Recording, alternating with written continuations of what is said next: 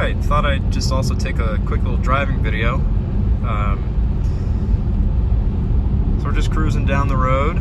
Let's see, doing a nice 60. The car tracks nice and straight. Steering wheel might be the tiniest bit off to the left.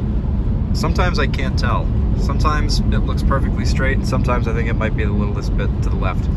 But the car really, it drives nice, and I'll slow down just for a minute so I can give it a little punch. It's not in sport mode or anything. I'm not gonna beat the, living heck out of it, but I'm gonna roll onto the throttle and hopefully it'll downshift. It does have the warning on for the low beams because the HIDs, it doesn't come on every time, it's intermittent. I never did anything about it because the lights work fine. And then there's of course the SRS light as mentioned. So let me just roll on the throttle here. There it goes. I let off a little bit. If you put it in sport mode, it'll wind out, much higher.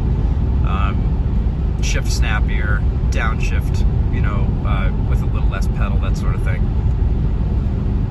But it's a great driving car.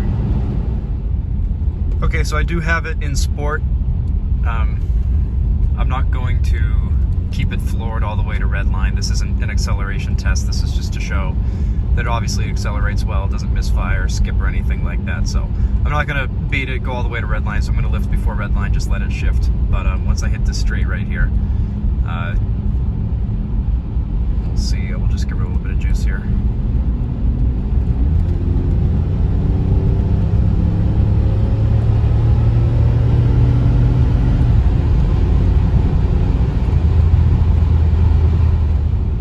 Also, just last thing of note, I am at about 7,000 feet elevation, so if you think the acceleration looks a little slow, that's why.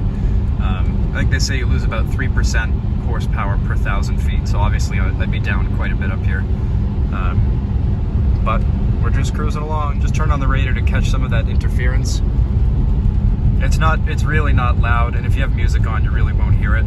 But I don't have music on, so I'm hoping that I can capture it here.